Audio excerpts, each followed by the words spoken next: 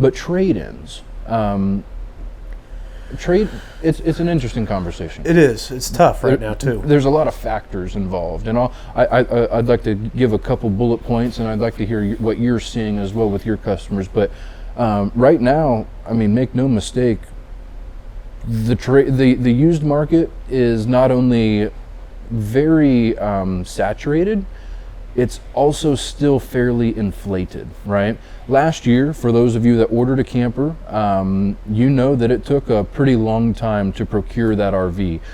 Some, especially with like motorized, for example, I've never seen wait times take that long. I haven't under any circumstance, and I've been here all of my life. So it was very trying. It was very difficult. I'm still getting people just get off the topic here slightly, just a little bit, but I'm still getting people that call in and ask, hey, this is the model I want. Let's say a 2023 Rockwood. That's the one I want. Do you have a used one? Only reason that you would inquire about a new one and then ask if I have a used one is if you're shopping on a budget. And I love those shoppers because, and especially right now, it makes it so easy for the conversation of, guys, you could buy this one today for the price it is, or you can go buy one that someone paid way too much for last year or the year before, and they're trying to find someone else to get them out of that mistake that they have made because all the hidden fees, because of the inflation, because of the greedy dealerships. It almost makes no sense, right? We're seeing it come down. This isn't going to last forever, so this information may be outdated here within the next 6 months. That's fine. We want to see trade-ins get back to normal. We want to start seeing these numbers make more sense. But still right now, I know RV Wholesalers, we're very particular on the used campers we accept. And we also have 3 companies that we work with to delegate most of those pieces to anyhow. Bottom line is, where I wanted to kind of get to this is, it is still in your best interest to sell outright for those of you considering doing so. You can order a camper, Rockwood, taking a couple months to build right now. You can order a new one. It's going to be here in time for spring. You don't have to pay the cost difference. However, that gives you plenty of time to sell yours and put all of the money that dealer X, Y, and Z would make into your pocket and get out of it and start on a better foot with a new one. So, sorry, go ahead. Trade-ins are tough too when it comes to building your deal and how to maneuver it. With a dealership that is not, or that just is worried about getting your deal and just wants to, take you to the cleaner, I guess would be the way to put it. They're going to say, you have a camper, and the blue book, the NADA book that everybody uses, says that, hey, that camper's worth $10,000. They're going to say, we're going to give you $12,000 for it, and you're like, man, that's a great deal. And how much did that happen last year? It happened a lot. People were trading in because they were getting more than what they paid for it. Now that was during the shortage, though. That's when new RVs were so far out for building time. Like I said, we're starting to see a lot of that climb back down now, right? But it sounds like you're getting into the topic I wanted to focus on too, which was like changing numbers around to make it seem like you got a better deal. Is that so? Yeah, please continue. Yeah. So what they'll do is, that camper's worth 10. We'll give you 12 for it. And this happened a lot during COVID, which we hate saying that word because it's over now. And so we'll give you 12 for it, and the customer's like, man, that is awesome. But the new camper is just so much more expensive. So they'll go shop around, then they'll come to, we'll use us as an example. They'll come to RV Wholesalers. They're like, yeah, we have a trade in. They're like, and we're like, okay, well, that camper's worth 10 in the book, but we're going to give you 8. Well, that's that. I just can't do that. Dealership A is going to give you 12. Well, I understand that, Mr. Customer, but we're only going to the new camper that you're buying from us is worth $4,000 less, or we're buying it for $4,000 less than dealership A.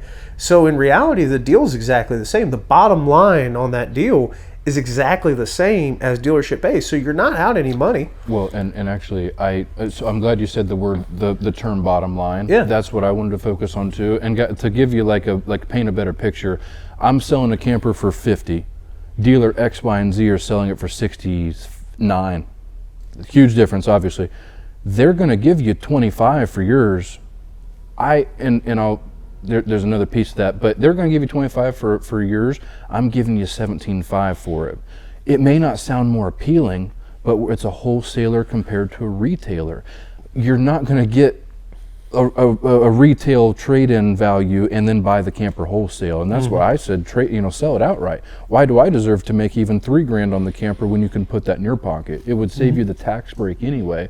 But bottom line, if you were to put camper X, Y, and Z and what they were giving you for the trade, subtract it, who's got the best deal? Yep. It's always going to be a wholesaler no matter what. However, one thing I challenge you to do, though, if anybody is, I mean, we're going to use ourselves as an example. I'm not trying to plug ourselves in. I'm not trying to say we set the example, we set the standard. I think that's fair to say. But I do want to make sure that we do not focus on necessarily us. It's just in general of how to safely buy an RV. But in our experiences and what we know, guys, I'll ask that customer every time. Do me a favor. Go to the dealership that was offering you 25. Ask them if they'll buy that camper outright from you without doing business with them. 100% of the time, the answer is no.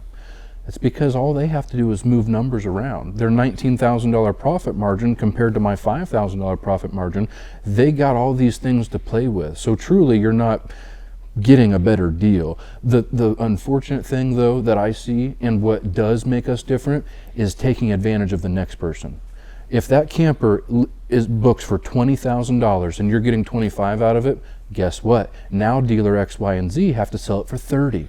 And the person that buys that at a very quickly depreciating rate will never be able to sell that camper to anyone else again. And that's one thing I personally cannot afford, being that this is my family's business. We need you to come back to us again. We need you to come to send us your friends and families. We need you guys to trust us and build that relationship. Well, and it's not only that. We want you to sit out next to the fire just like this underneath the awning of that camper and enjoy it, and not say, man, we got taken to the cleaner zone. I hate this and I hate camping. You'll never, you, for one, every time you look at that camper, you're going to hate it. You're going to be upset with yourself and your decision. The other thing is, you're never going to come back to that dealership again after you find out what's going on behind the scenes. Anyway, things to take from that: look at the bottom line. Again, ask them if they'll just buy that outright from you if you were not to do business with them. Simply understand that moving numbers around is not giving you the best deal. It's just apples and oranges at that point, and unfortunately is not going to benefit anybody during your process or the person after you.